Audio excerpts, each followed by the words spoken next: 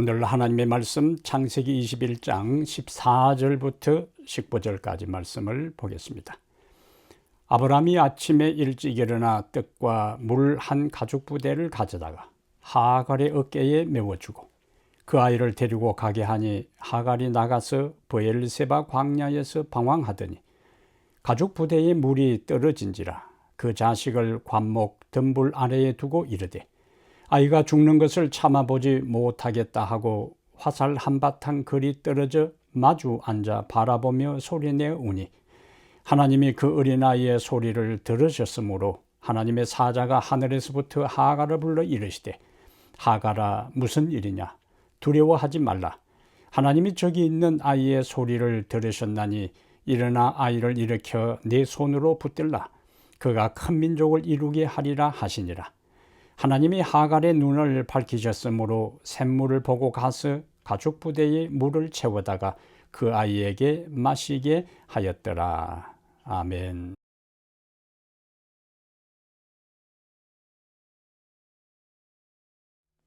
긴긴 겨울이 끝나고 따뜻한 봄이 벌써 우리 곁에 성큼 다가왔습니다. 우리의 마음에 닫혔던 마음의 창문을 열고 하늘의 신선한 공기를 호흡하는 이 날이 되기를 바랍니다. 오늘은 창세기 21장 14절부터 19절까지 말씀을 중심으로 해서 인생의 광야에서 경험하는 하나님의 은총, 인생의 광야에서 경험하는 하나님의 은총이라는 제목으로 하나님 말씀을 함께 살펴보겠습니다. 인생은 힘들고 어려워 마치 광야길을 통과하는 것과 같습니다. 삶 자체가 고난으로 점철되어 있기 때문이지요.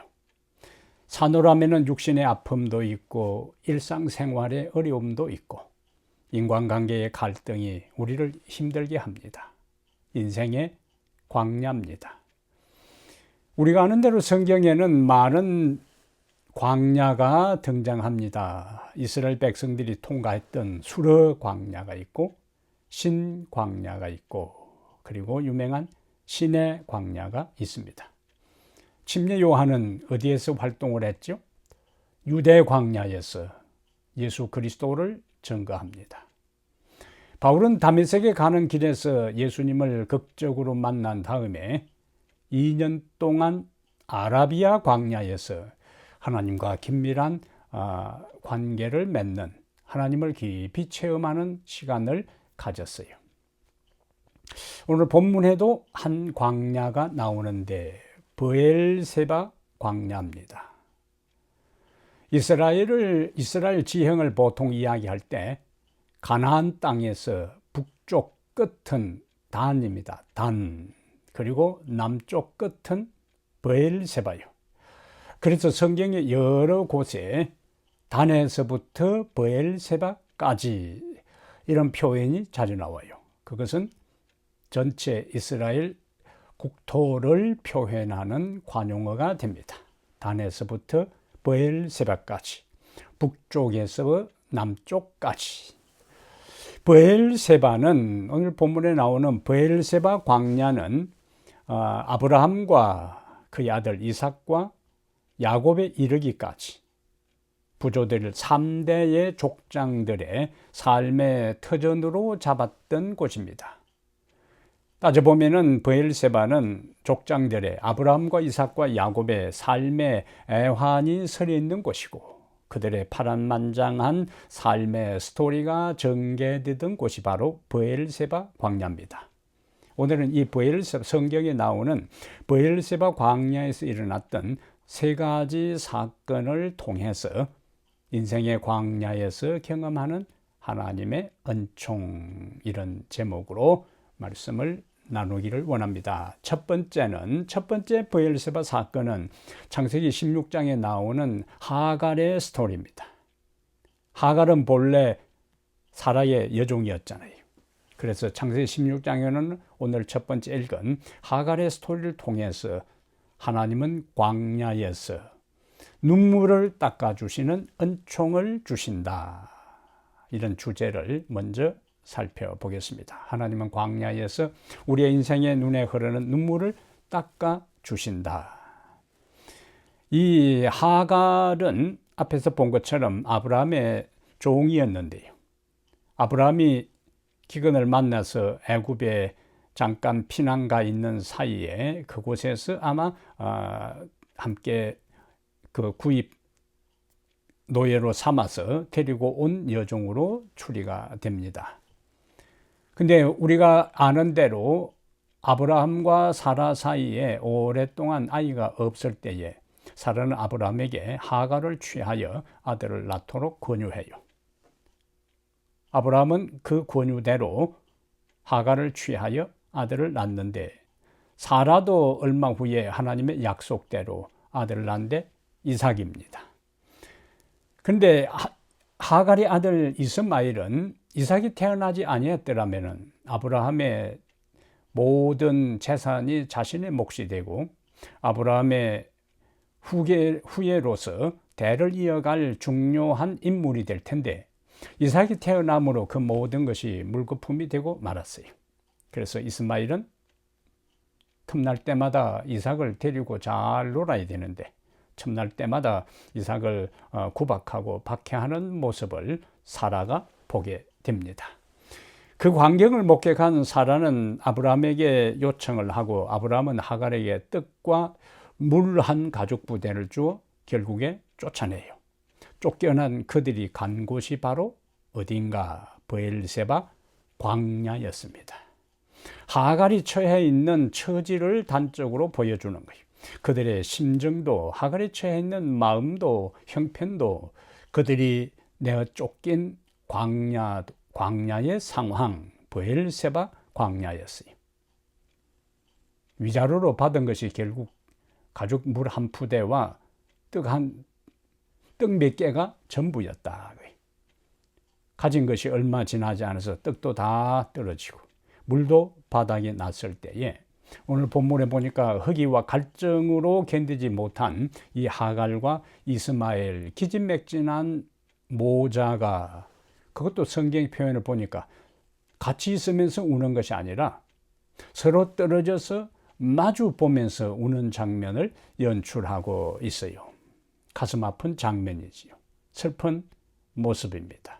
그들의 이스마엘의 심정이나 이 하갈의 심정이 얼마나 아프고 외롭고 서러웠을까요? 서러운 나머지 서로 마주 보면서 통곡을 하는 것을 보게 돼요. 따져보면 하갈은 남편에게 버림받았습니다. 그동안의 종의 신분에서 하루아침에 그 당시 유지였고 갑부였던 그리고 족장이었던 아브라함의 아내가 되고 아들까지 낳고 가정에 상당히 중요한 위치에 있었는데 하루아침에 그 모든 것을 다 잃었어요. 그리고 쫓겨났습니다.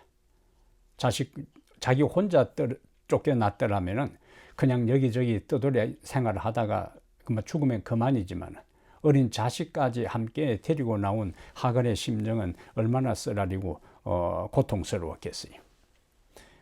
따져보면 하갈은 돌아갈 곳도 없고 기댈 언덕도 없고 반겨줄 사람도 없습니다. 하루아침에 모든 것을 잃고 황량한 허허벌판에 내동댕이 쳐진 것과 같은 신세였어요. 그런데 오늘 본문에 보면 하나님께서 천사를 보내서 하갈아 이름을 부릅니다. 그 당시 이 지구에 많은 사람들이 살고 있었는데 하나님은 한 여종, 쫓겨난 브엘세바에 방황하고 있는 배고픈 그 여인, 목마르고 갈증 속에 있는 그 여인의 이름을 기억하시고 불러주셨어요. 그 아이의 울음소리를 들으셨다고요. 내가 그 아이의 우는 소리를 들으셨다고 하나님의 천사가 이야기하는 것을 보게 됩니다. 그래서 창세기 16장 17절부터 19절에 보면은 그 아이의 우는 소리를 들었는데 그 아이가 이 광야에서 방황하다가 인생 끝나는 것이 아니고 큰 민족을 이룰 것이다. 그리고는 그들의 눈을 열어 샘물을 발견하여 마시게 하셨습니다. 저는 이 장면을 볼 때마다요, 우리 하나님의 세밀하고 세세하고 참으로 인간 한 사람 한 사람에게 관심을 가지시는 사랑과 자비와 긍휼의 하나님의 모습을 발견하고 마음이 뭉클해질 때가 자주 있습니다. 쫓겨난 한 여종, 근데 그 여종의 눈물과 기도, 통곡 소리를, 눈물을 하나님은 온 우주를 통치하시는 그 하나님께서 지켜보시고 하갈에게 내 아들이 여기서 망할 것이 아니다, 큰 민족을 이룰 것이라는 자비와 위로의 격려의 말씀을 주신 것을 보게 됩니다. 하나님은 버림받아 광야에 내동댕이 친 것 같은 그 하갈 같은 그 보잘것없는 여인에게 관심을 가지시고 은총을 베푸셨어요. 인생을 살아가면서 우리는 수많은 형태의 아픔을 경험하고 또 눈물을 흘릴 때가 많습니다. 따져보면 하갈처럼 인생을 지금까지 우리가 살아오면서 고통의 눈물을 흘려보지 아니한 사람, 그 누가 있겠어요? 겉은 멀쩡하고 편안하게 사는 것처럼 보이지만 몸이 아파서 울고 마음이 아파서 울고 외로워서 웁니다. 사는 게 힘들어서 속으로 울고 소리 내어 우는 것이 우리의 삶이요. 다윗은 이렇게 이야기합니다. 나의 눈물을 주의 병에 담으소서. 이것이 다윗의 노래와 다윗의 고백이 아니라 우리 모두의 고백이요, 또 실제적인 상황입니다. 고라 자손은 이렇게 노래 불렀어요. 눈물 골짜기를 걷는다고요. 그것이 우리의 나그네의 삶이요, 이 하갈처럼 브엘세바 광야의 인생일 수밖에 없습니다. 이 브엘세바의 광야에서 하나님께서 하갈에게, 이스마엘에게 나타나셔서 그들의 눈물을 닦아주시고 그들의 미래를 약속하시고 그들의 목마름을 눈을 열어서 샘물을 발견하게 하사 그들의 목마름과 갈증을 해결해 주신 하나님은 인생의 광야를 걸어가는 우리의 눈물을 지금 닦아주실 뿐만 아니라 새하늘과 새 땅에서 영원히 눈물 흘리지 않는 나라를 보장하시고 눈물을 닦아주실 것입니다. 그것이 계시록 21장 4절의 말씀이요. 모든 눈물을 그 눈에서 닦아주시니 다시는 사망이 없고 애통하는 것이나 곡하는 것이나 아픈 것이 다시 있지 아니할 것이라고 약속을 했습니다. 현재 우리가 경험하는 인생의 브엘세바 같은 광야에서 주께서 다른 사람은 내가 처해 있는 아픔과 고통과 외로움과 서러움과 상처를 몰라준다 할지라도, 관심을 갖지 않는다 할지라도 광야의 브엘세바 광야에서 방황하는 하갈에게 찾아오시고 이름을 부르시고 그들의 피로를 채워주신 하나님, 눈물을 닦아주신 하나님은 인생의 고달픈 삶을, 광야 같은 인생을 살아가는 우리의 삶에 찾아오셔서 지금 우리의 눈물을 닦아주시고 위로해 주실 뿐만 아니라 장차 새하늘과 새 땅에서 다시는 아프지 않고 고통당하지 않고 슬퍼하지 않을 수 있는 그 나라를 준비해 주실 것입니다. 성경에 보면 또 브엘세바에서 일어난 두 번째 사건이 있는데요. 창세기 46장에 야곱이 브엘세바에서 또 한 경험을 합니다. 창세기 46장에서 야곱이 브엘세바의 광야에서 경험한 두 번째 경험에서는 하나님은 광야에서 함께 하시는 은총을 주신다. 하나님은 광야에서 함께 하시는 은총을 주신다는 메시지를 발견할 수 있어요. 자, 창세기 46장에 그동안 야곱은 그의 아들들의 거짓말로 요셉이 짐승에게 찢겨 죽었다고 믿고 있었습니다. 우리가 성경 스토리에서 아는 대로 요셉이 형들의 안부를 묻기 위해서 갔다가 시기 질투로 인해서 애굽으로 팔리고 그 다음에 야곱 아버지에게는 그 아들들이 짐승에게 찢겨 죽었다고 거짓 보고를 하는데, 그동안에 야곱은 자기가 가장 사랑했던 아들 요셉이 형들의 말대로 짐승에게 쫓겨 죽은 것으로 알고 항상 마음에 깊은 아픔을 감고 그리움을 안고 살아가고 있었어요.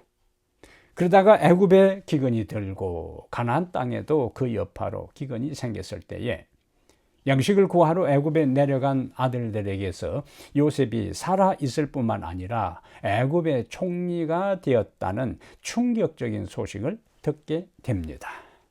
그리고 야곱은 요셉의 가족 이민 초청으로 모든 소유를 이끌고 애굽을 향하여 출발하면서 브엘세바에서 야곱은 하나님께 그의 인생을 맡기는 기도를 드립니다. 제사를 드려요. 어디에서요? 브엘세바에서. 그래서 창세기 47장 3절과 4절에 보면은 하나님께서 브엘세바에서 기도 제사를 드리는 야곱에게 나타나서 이렇게 말씀하세요. 나는 하나님이라. 애굽으로 내려가기를 두려워하지 말라. 내가 거기서 너로 큰 민족을 이루게 하리라. 내가 너와 함께 애굽으로 내려가겠고. 우리가 처음에 봤던 이스마엘과 하갈의 경험 가운데서도 하나님께서 하갈에게 나타나서 이스마엘이 큰 민족을 이루겠다 하는 약속을 브엘세바 광야에서 해 주셨어요. 이제 야곱은 그의 아들 요셉의 초청으로 온 가족이, 그의 권속들이 애굽으로 내려가기 전에 브엘세바에서 제사하는 그 야곱에게 하나님께서 애굽으로 내려가기를 두려워하지 말라. 내가 거기서 너로 큰 민족을 이루게 하리라. 그리고 너와 함께 애굽으로 내려가겠고. 하나님은 브엘세바에서 기도하는, 예배한, 제사하는 야곱에게 내가 너와 함께 애굽으로 내려가겠다고 그 브엘세바에 있는 야곱에게 약속을 해 주셨어요. 브엘세바 야곱의 경험은 미래에 어떻게 해야 될 것인가, 어디로 갈 것인가, 무엇을 할 것인가.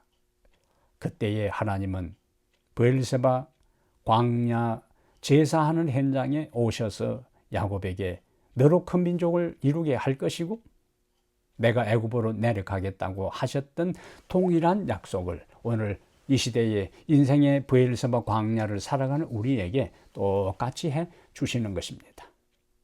우리가 내 삶에서 이 세상에 나 혼자밖에 없고 아무도 내 곁에 없고 있다 할지라도 나를 위로해주고 나를 사랑해주고 나의 아픔을 함께 나누는 사람이 없을 때에 외로움을 느끼지만은 오늘 브엘세바 광야에서 하나님께서 야곱에게 네가 애굽에 내려갈 때에 함께 하겠다고는 그 약속이 오늘 우리에게도 성취될 수가 있어요. 함께 하시는 것입니다. 동행하시는 것입니다. 우리가 어디를 가든지 우리는 혼자 가는 것이 아니라 우리가 가는 삶의 모든 여정길에 주께서 우리와 동행하셔요. 언제까지 동행하시는가? 예수님께서 하늘로 승천하시면서 그의 제자들에게 마태복음 28장 18절부터 20절에 내가 세상 끝날까지 너와 항상 함께 있으리라고 말씀하셨어요. 그 약속은 우리의 삶에 언제까지 유효한가? 우리의 생명이 다하는 날까지. 내 곁에 있는 사람들이 한 사람 한 사람 떠나가고 한 사람 한 사람 죽고 한 사람 한 사람 자신의 삶을 떠나가서 이 온 우주에, 이 온 세상에 나 혼자 남아있는 것 같은 그 상황에서도 끝날까지 항상 함께 하신다는 야곱에게 하신 그 약속은, 제자들에게 하신 약속은 바로 우리를 향한 약속입니다.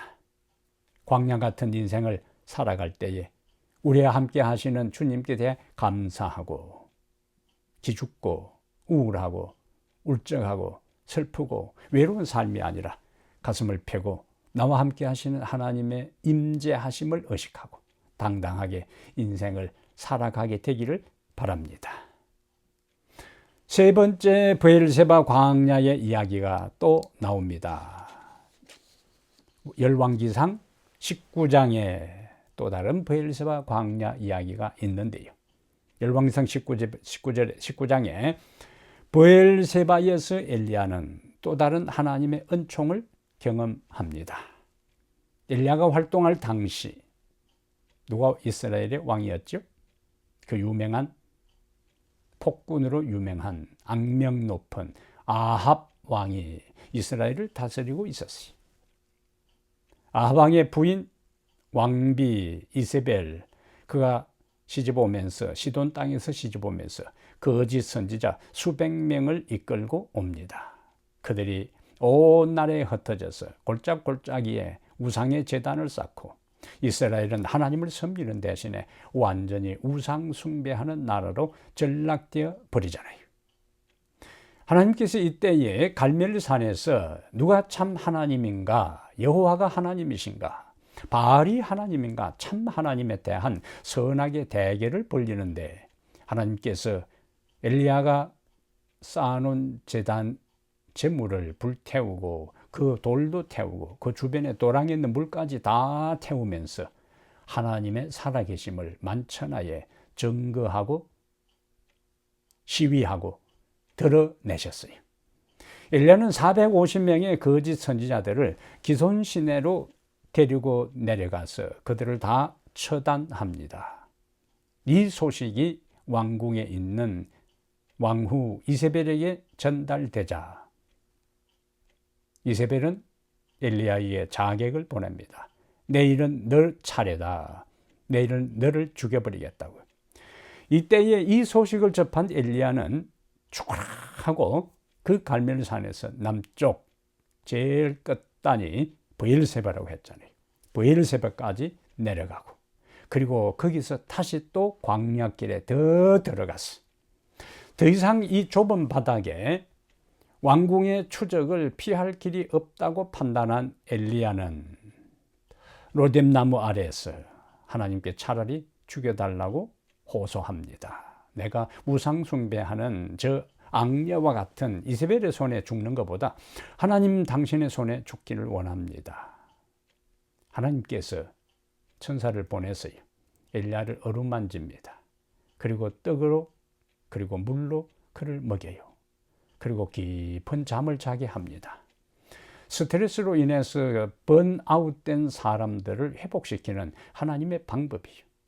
하나님은 그 당시 엘리야를 꾸중하지 않으셨어요. 나무라지 않았습니다.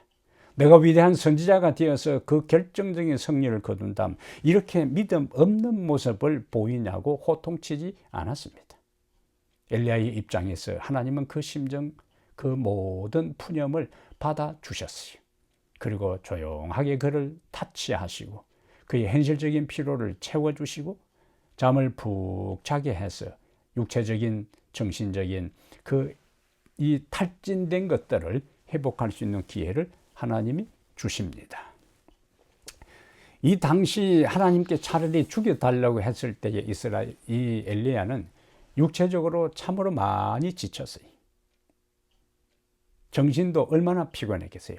혼자서 갈멜산에 그 왕과 그 이스라엘의 수많은 군중들과 450명의 거짓 선지자들을 혼자서 대결할 때에 자칫 잘못하면은 갈갈이 찢겨 죽을 수 있는 위험에 완전히 무방비 상태로 노출되어 있는 가운데 그 힘겨운 싸움을 벌이고 거짓 선지자들을 일거에 제거하고 그 다음에 또 왕 앞에서 마차 앞에서 달려왔기에 얼마나 피곤하고 지쳐 있겠어요.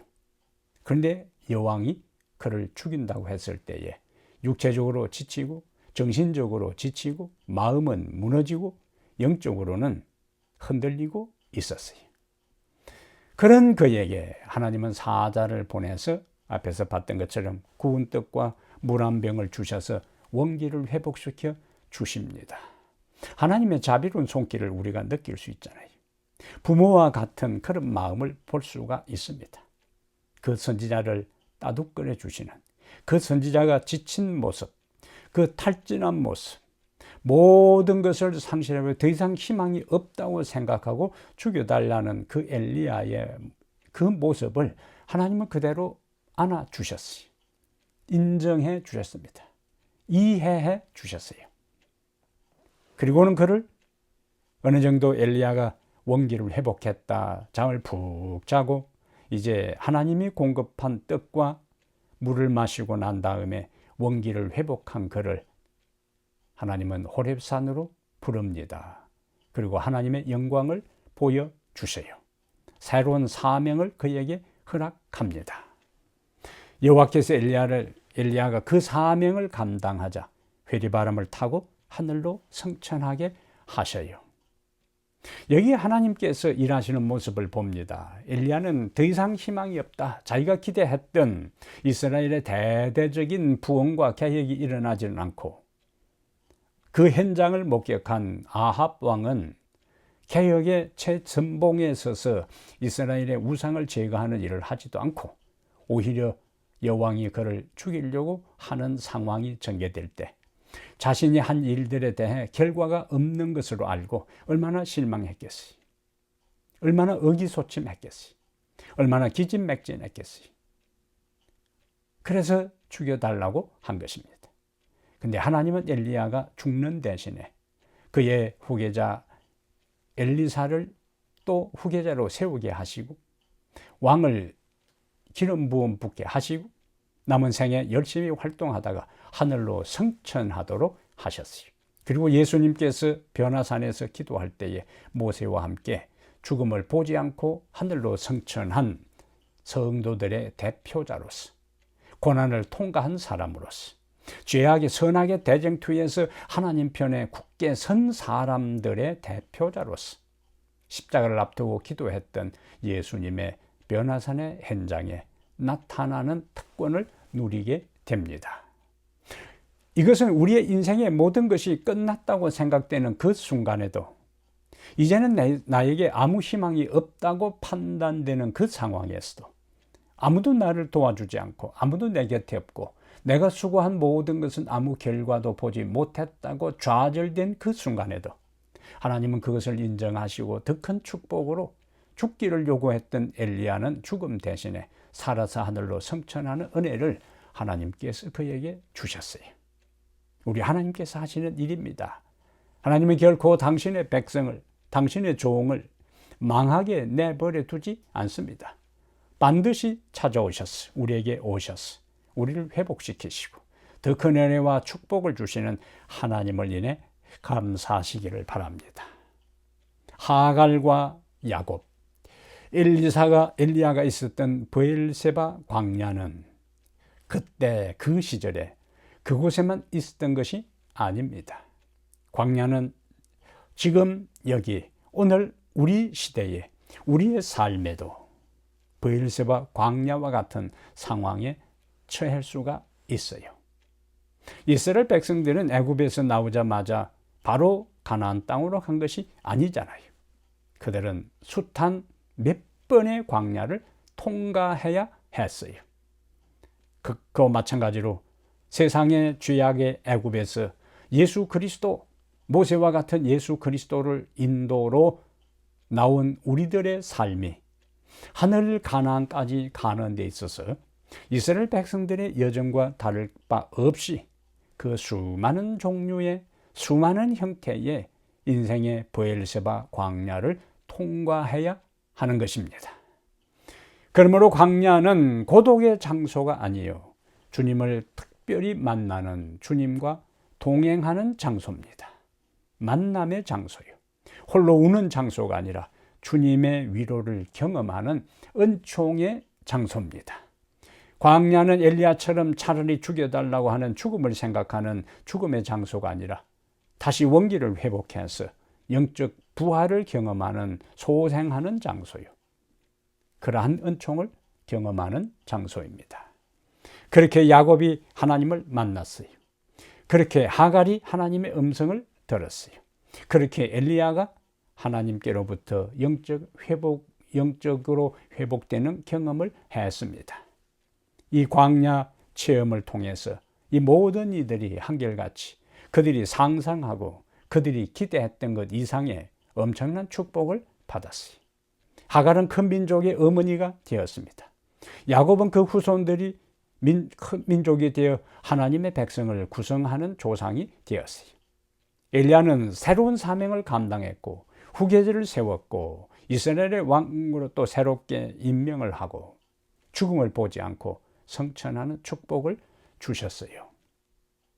그것은 하갈이 경험했던 그것이 전부가 아니었고, 야곱이 경험했던 그것이 전부가 아니었고, 엘리야가 브엘세바에서 경험했던 그것이 그들의 인생의 결론이 아니라 브엘세바 광야를 벗어나서 더 큰 축복의 자리로 하나님께서 그들을 이동시키고 그들의 신분을 격상시키고 그들의 위치를 하늘까지 이끄신 것을 볼 수가 있습니다. 그러므로 사랑하는 여러분, 하갈과 야곱, 엘리야에게 말씀하신 하나님께서 우리에게 말씀하셔요. 하갈에게 하나님께서 나타나서 말씀하셨어요. 브엘세바 광야에서. 야곱에게 하나님께서 브엘세바 광야에서 애굽을 향하여 내려가기 전에 제사하는 야곱에게 하나님께서 나타나서 말씀하셨어요. 엘리야에게 하나님께서 원기를 어느 정도 회복할 때에 나타나셔서 말씀하셨어요. 그 하나님께서 브엘세바 같은 인생의 길을 걸어가는 우리에게 동일하게 말씀하십니다. 이사야 43장 18절부터 19절에 너희는 이전 일을 기억하지 말며 옛적 일을 생각하지 말라. 보라, 내가 새 일을 행하리니 이제 나타낼 것이라. 너희가 그것을 알지 못하겠느냐? 그 다음에요, 광야, 내가 광야의 길을, 사막에 강을 내리니. 광야에 길을 내고, 광야에는 길이 없어요. 광야에는 강이 없습니다. 그것은 암담하고 참으로 불투명한 우리의 삶, 답답한 인생을 이야기합니다. 그러나 광야와 같은 길에 광야와 같은 삶에 하나님께서 길을 내시겠다고요. 광야의 사막에 강을 흐르게 하겠다고요. 그리고 우리가 가야 할 길을 하나님께서 보여주시고, 아니요, 하나님께서 그리스도를 통해서 우리에게 친히 길이 되어 주시고, 약속하신 은혜의 강물, 위로의 강물, 축복의 강물이 우리의 인생에 넘쳐 흐르도록 하실 것입니다. 시편 136편 16절에 그의 백성을 인도하여 광야를 통과하신 이에게 감사하라. 그의 백성을 인도하여 광야를 뭐 하겠대요? 광야를 통과하신 이에게. 하나님의 백성들은 광야에서 주저앉아서 죽을 사람들이 아니라 광야를 통과할 사람들입니다. 왜? 구름 기둥과 불 기둥으로 우리보다 앞서가시는 그분이 우리를 이끌어 주시기 때문이에요. 그의 백성을 인도하여 광야를 통과하신 이에게 감사하라. 그 인자심이 영원함이로다. 그러므로 우리에게 어떤 어려운 일이 닥쳐도, 광야와 브엘세바 광야와 같은 상황에 처할지라도 인내하며 흔들리지 마시기를 바랍니다. 어떤 절망스러운 사망의 그림자가 내 마음과 우리의 삶에 들이운다 하더라도 하나님은 반전의 드라마를 연출하실 수가 있습니다. 하갈의 삶에 그 일이 일어났고, 바로 엘리야의 삶에 그 일이 일어났고, 야곱의 인생에 그 일이 일어났던 것처럼 죽었던 아들이라고 생각했던 요셉에 의해서 야곱의 삶에 반전이 일어나고 이스라엘 백성들이 민족을 이룰 수 있는 터전이 마련된 그 모든 것의 배후에 하나님이 계시는데, 그 하나님이 오늘 여러분과 저의 삶의 인생길에도 브엘세바와 같은 인생을 살아가는 여러분과 저와 같은 삶에도 광야길을 통과하게 할 것이고, 말할 수 없는 은총을 브엘세바 광야에서 경험하며 살아가게 할 것입니다. 그리고 마침내 엘리야처럼 우리를 하늘로 성천시키시고 하갈과 이스바엘의 눈에 눈물을 닦아주신 그 하나님께서 우리의 눈에 눈물을 닦아주시고 영원히 하나님과 함께하는, 야곱이 애굽에 내려갈 때 함께하겠다고 약속하신 그 하나님이 우리를 하늘로 이끄시고 우리의 눈에 눈물을 닦아주시고 그리고 우리와 영원히 함께 하실 것입니다. 그와 같은 은총을 이 땅에서 경험하고 하늘에서 이어져 영원히 경험하는 은총의 사람들이 되기를 이 시간에 간절히 바랍니다. 하나님 우리 아버지, 매일매일 브에세바와 같은 인생을 살아가는 우리에게 하늘에 다함없는 은총을, 눈물을 닦아주시는 은총을, 함께 하시는 은총을, 회복시키신 은총을 우리에게 주시니 감사합니다. 이 은총을 이 땅에서 경험하다가 엘리야처럼 하늘로 승천하고 그곳에서 하나님과 영원히 함께하는 축복의 사람들이 다 되게 하여 주시옵소서. 우리 주 예수님 이름으로 기도합니다. 아멘.